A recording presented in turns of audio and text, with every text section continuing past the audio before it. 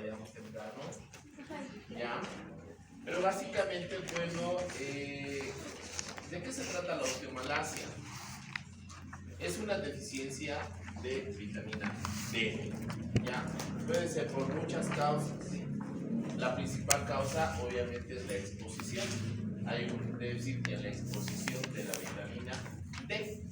Y esto se relaciona con este mapa mundi, donde nosotros vemos, bueno, felizmente estamos en un área donde suficientemente ya hay rayos UV todo el año. No sufrimos por esa parte. Pero los extremos sí. En el norte hay una insuficiencia de rayos UV, en invierno, ¿ya? Entonces ellos obviamente no llegan a producir adecuadamente la cantidad de vitamina D que se necesita, ya por la radiación UV. Lo mismo pasa en el polo sur.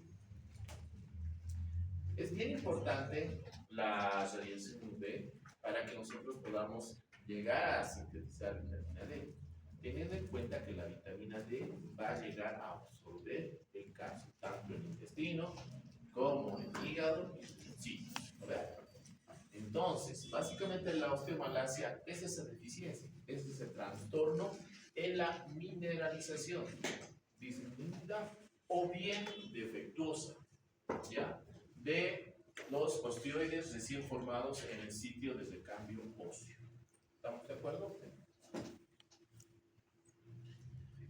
2. El raquitismo básicamente es igual, otro trastorno por la deficiencia de vitamina D, pero simplemente esto es que da en los pequeños, en aquellos que todavía tienen el cartílago de crecimiento en desarrollo. En personas adultas mayores, donde ya no hay el cartílago de crecimiento, de desarrollo, o sea, adultos grandes, se llama osteomalacia. Y en pequeños, raquitismo.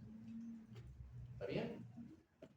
Hay una creciente prevalencia de deficiencia de vitamina D, sí, en muchos países, en desarrollo más que todo, ya por el hecho de que están en áreas cerradas, digamos que no hay exposición a la radiación UV, que es bien importante. Y es gratis, ¿no? No cuesta nada. La deficiencia grave o prolongada de vitamina D, que se manifiesta con menos de 10 nanogramos le puede provocar también ¿qué? Una hipocalcemia. Esta hipocalcemia puede ser leve, moderada, severa. Puede haber un hiperparatiroidismo secundario. ¿Secundario a qué? A una deficiencia de vitamina D. Puede haber también, puede estar asociado a hipofosfatemia secundaria. Y por último, la osteomalacia. ¿Entienden? ¿Cómo lo vamos nosotros a definir osteomalacia? Básicamente se define la osteomalacia que es un trastorno en la mineralización defectuosa. Eso es la definición del osteoide recién formado en los sitios de recambio óseo. Les decía en clases anteriores, a nivel del tejido óseo hay un recambio. No es que se almacena el 99% de calcio ahí y está ahí. Si no hay ese recambio, entra sangre, entra sangre, entra sangre.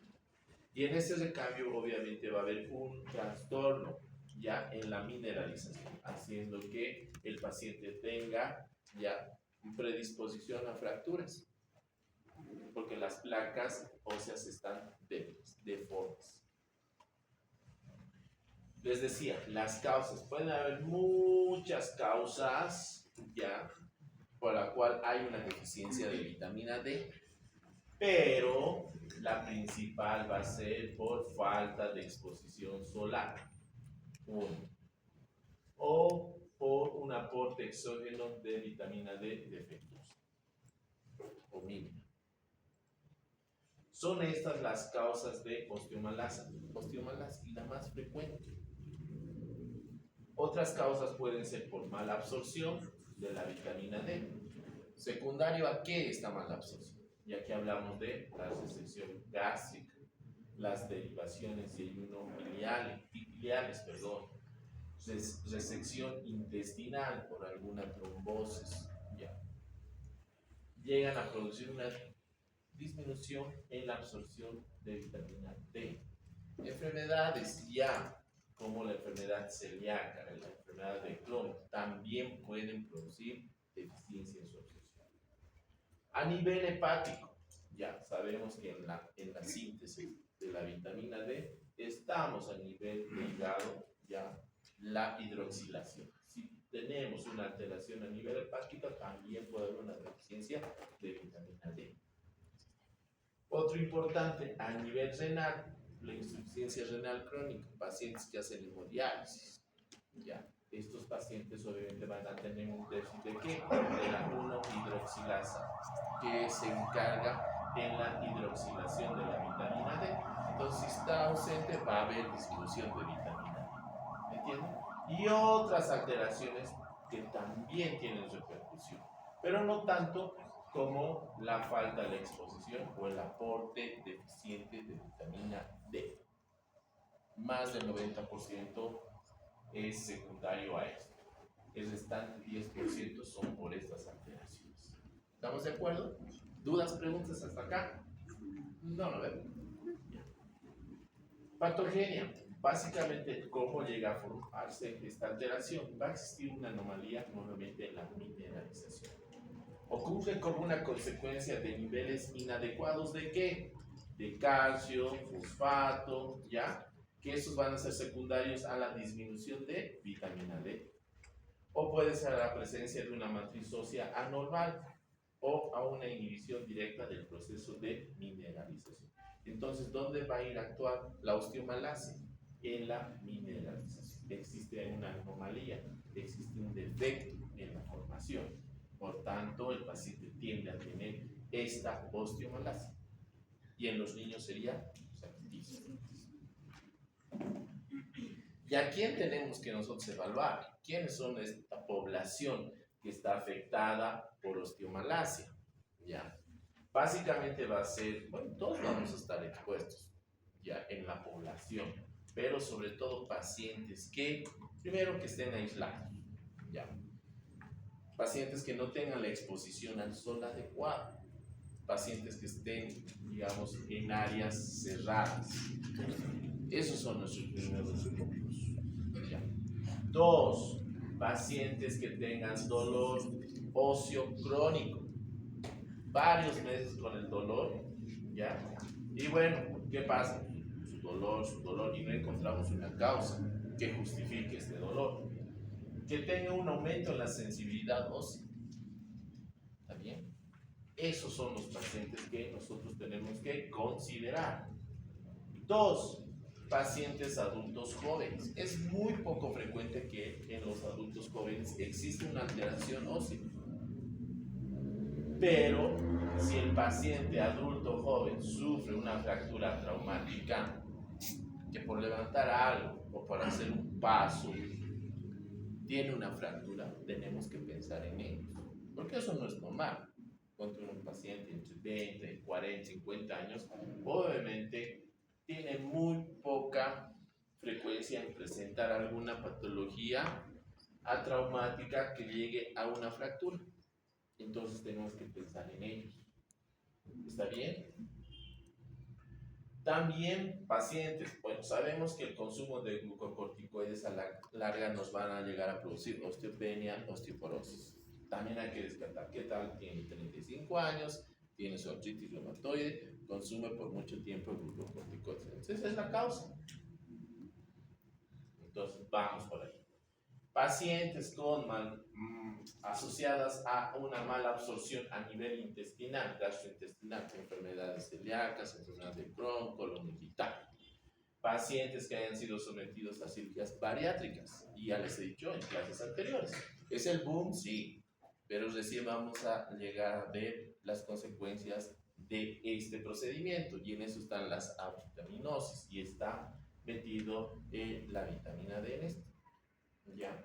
Enfermedades hepáticas, pacientes que tengan alteraciones a nivel de hígado, hepatopatías crónicas, cirrosis, todos ellos nos van a llevar a ¿qué? Una deficiencia de vitamina D. Pacientes con enfermedad renal crónica, los pacientes que hacen hemodiálisis, ya diagnosticados, En ellos hay que darle su dosis de calcio más vitamina D. ¿Por qué? Porque ellos no van a llegar a producir vitamina D y sabemos que la vitamina D es bien importante para la absorción de calcio. Entonces son pacientes que tienen mucha predisposición a ¿qué? A osteopenia, osteoporosis. Entonces todo este grupo tiene que estar enmarcado. Ahora la clínica. Al principio los hallazgos van a ser muy poco frecuentes, el paciente va a estar asintomático.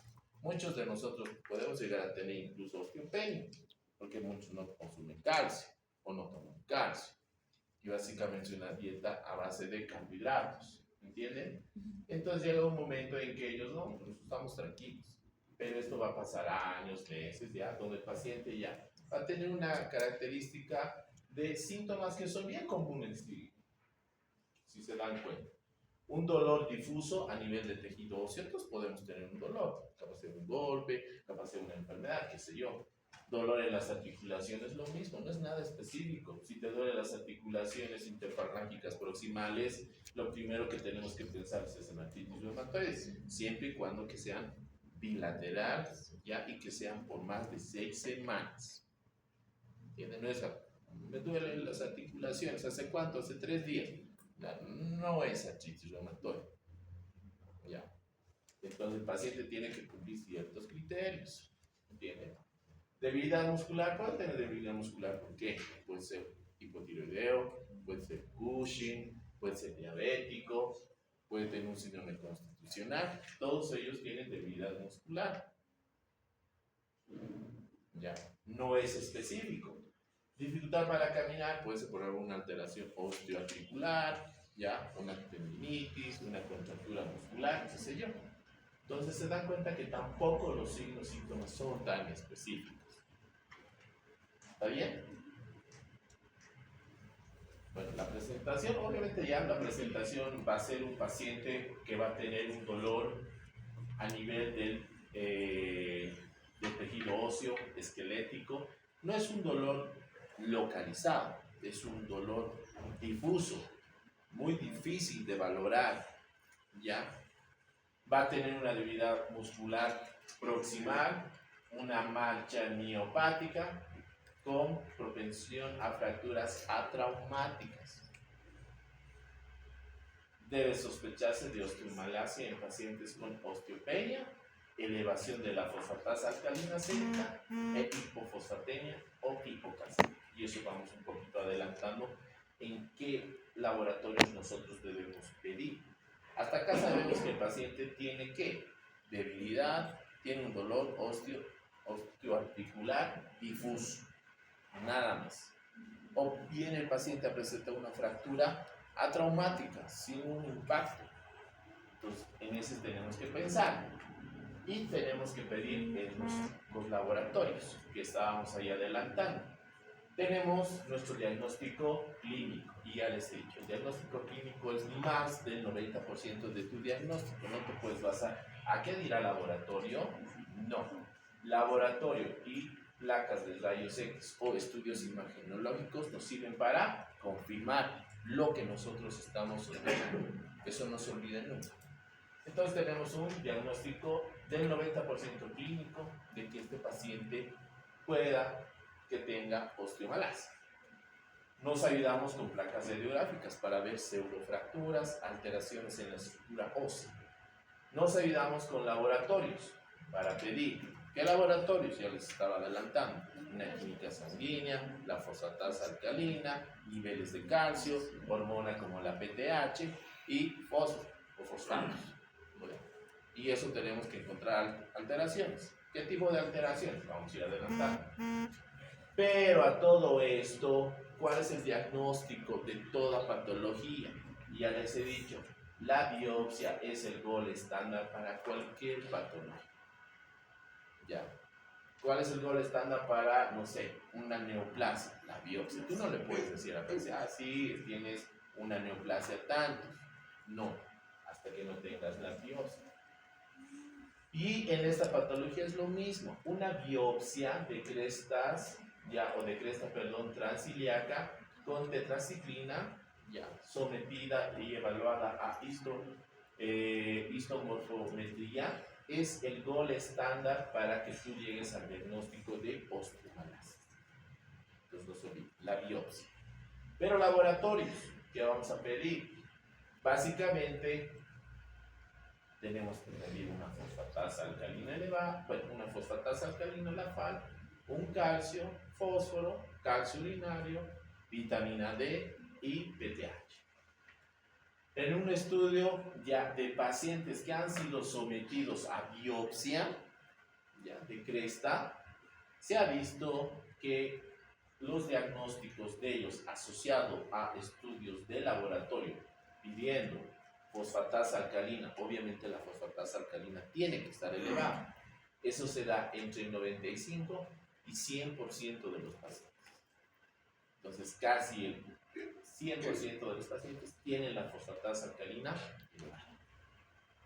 Y este estudio se ha hecho en pacientes que han sido sometidos a biopsia.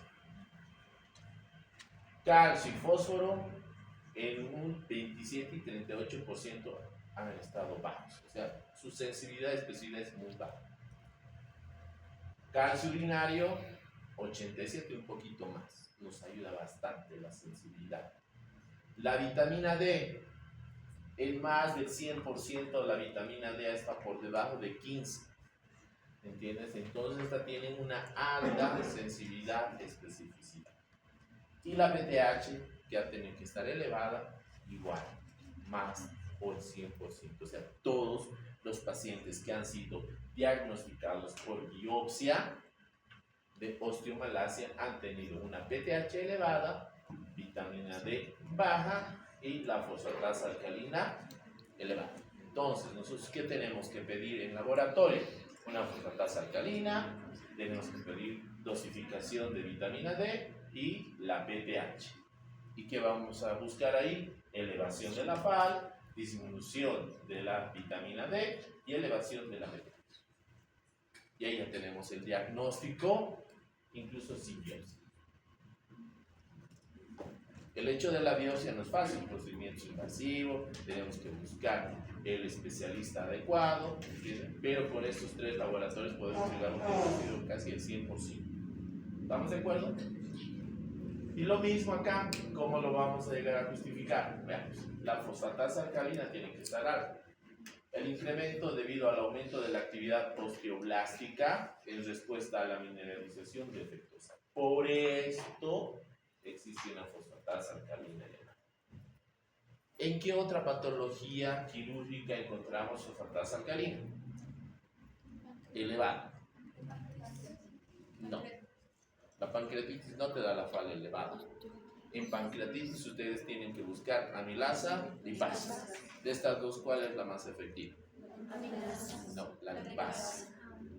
Ya. La amilasa no tiene tanta sensibilidad, pero lo bueno que es de la amilasa que permanece más tiempo. En cambio, que la lipasa permanece poco tiempo, pero tiene mayor sensibilidad. ¿En qué? Patología quirúrgica. ¿Una colecistitis? Básicamente sí, la fosfatasa alcalina se eleva cuando hay alteraciones de los conductos biliares. Encontramos ahí una colecistitis crónica, una colecistitis aguda, una reagudizada, alteraciones del conducto biliar como obstructivas, el SIO, síndrome epitélio obstructivo, porque está una piedra enclavada. Todo eso hace que se eleve la fosfatasa alcalina. En conclusión, en las dos patologías que ustedes van a ver y tienen que pedir fosfatasa alcalina es en las coles 1 y 2 en problemas de osteomalacia o tejido óseo. Por esto, ¿no ve? Por la actividad de los osteoblastos. Después no sirve más para cosas. Si tú tienes una FAL elevada y no es vesícula, tienes que pensar en alteraciones óseas. ¿Está bien? Y vamos por el otro, la PTH, que también ha dicho que tiene que estar elevada, un hiperparatiroidismo secundario. Elevación en respuesta a la hipocalcemia crónica y deficiencia de vitamina D. ¿Qué significa? Tenemos disminución del calcio sérico de manera crónica También tenemos una deficiencia de vitamina D. ¿Qué va a hacer el organismo?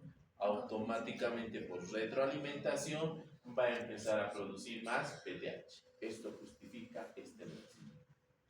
Y la otra era un calcio bajo, ¿no ven? Tenemos el calcio, ¿dónde está? Ah, no, la vitamina era, ¿no ven? ¿Dónde está el calcio? Arriba. Bueno, el calcio. Que en esta imagen decía calcio y fósforo de 27 a 38, no era tan importante. Aquí era la vitamina D. Terminamos con eso.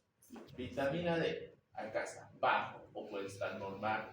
La precursora a la vitamina D. La vitamina D como tal es la 25-hidroxivitamina D o calcitriol, la forma activa.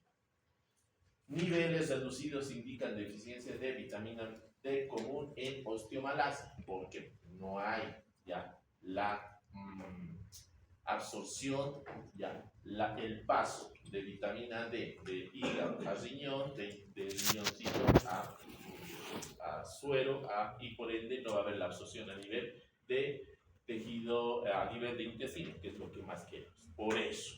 Ahora vamos por el calcio sérico, que no es tan sensible, porque tiene entre 27 y 38. ¿Qué pasa? Puede estar bajo o puede estar normal, lo mismo, calcio sérico o fósforo. ¿Por qué el calcio? La disfunción es variable, depende de la dieta, puede ser que la dieta no sea la adecuada, y la absorción intestinal y la exposición al sol. Es muy variable, por eso no es tan sensible ni tan específico. Lo mismo pasa con el fósforo, relacionado con alteraciones en el metabolismo de la vitamina D y el fósforo. ¿Entienden? Entonces nosotros de aquí en adelante, si pensamos en osteomalacia, tenemos que pedir una fosfatasa alcalina, dosificación de vitamina D y PTH. ¿Está bien? Esos son los tres. Los demás sí nos ayuda calcio sérico, fósforo sérico, precursor de la vitamina D, nos ayuda, excreción urinaria de calcio nos ayuda y excreción urinaria de fósforo también nos ayuda. Pero de entre todas estas no son tan específicas, no son tan sensibles como los tres anteriores mencionados. ¿Estamos de acuerdo? Ya. Y bueno, pruebas de imagen. Podemos pedir las placas radiográficas que nos ayudan y también podemos pedir la densitometría ósea. No es de rutina pedir la densitometría ósea, por eso lo he puesto en segundo lugar. ¿Ya? Sí podemos pedir las placas radiográficas para ver, ¿ya? O para tener una sospecha en pacientes con osteomalacia. ¿Está bien? Y en pacientes ya diagnosticados, que tú ya has llegado al diagnóstico, este paciente tiene osteomalacia, en ese momento se aconseja pedir la densitometría ósea. ¿Para ver qué? Para ver el grado de descalcificación. Pacientes que puedan tener osteomalacia, osteopenia, osteoporosis grado 1, osteoporosis grado 2 ya con fractura. ¿Estamos de acuerdo? Y bueno, existen también criterios diagnósticos para que nosotros podamos decir, sin la biopsia, que este paciente tiene osteomalacia. Y es así que la sociedad japonesa, wow, ¿qué pasó?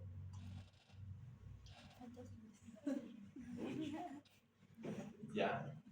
La Sociedad Japonesa de Investigación Ósea y del Metabolismo Mineral planteó estos criterios, donde se basan en 5: niveles de fósforo, niveles de hipocalcemia, elevación de la fosfatasa alcalina, manifestaciones clínicas, la densitometría e imágenes, ¿no? en placas radiográficas.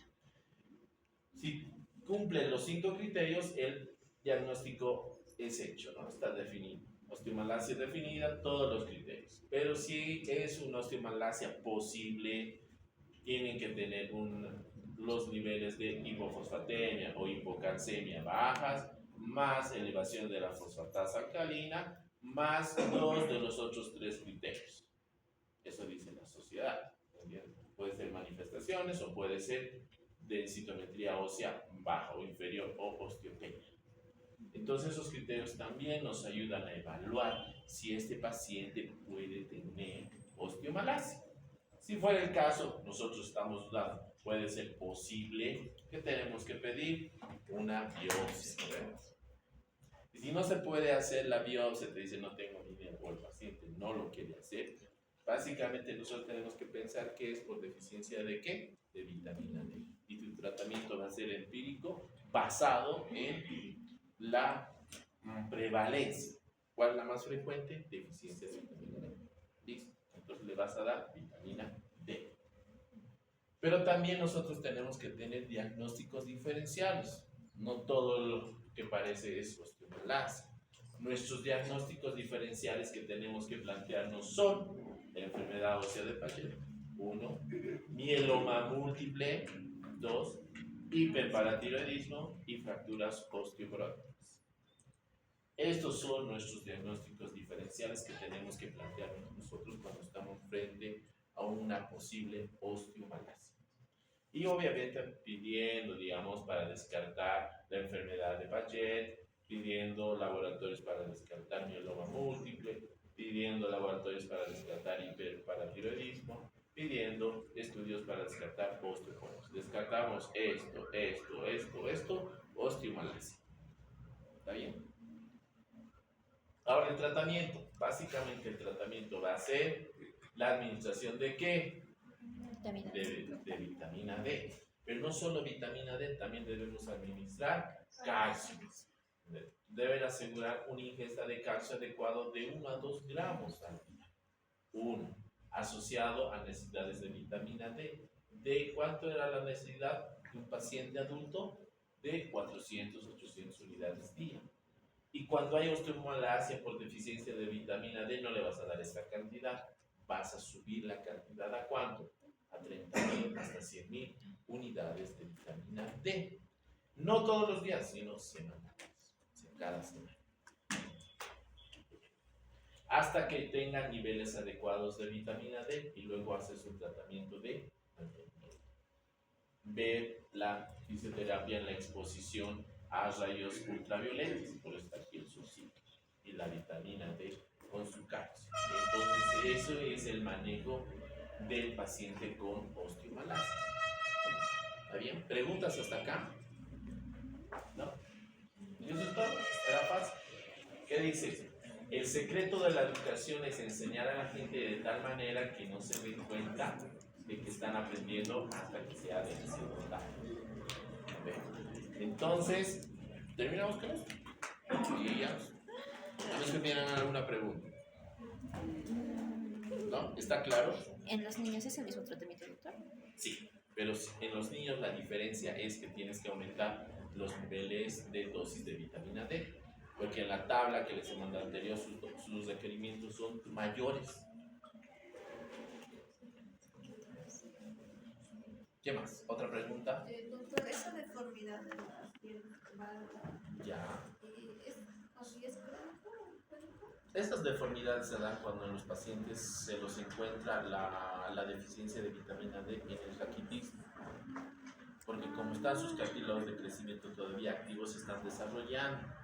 En ese momento él tiene deficiencia de vitamina D, porque bueno, no ha sido expuesto, qué sé yo, o no le han dado la alimentación, empieza a las capas óseas, las placas óseas, como no hay una buena mineralización, la mineralización le va a dar la dureza, esos tejidos óseos son como gomitas, entonces van formando así, se van arqueando.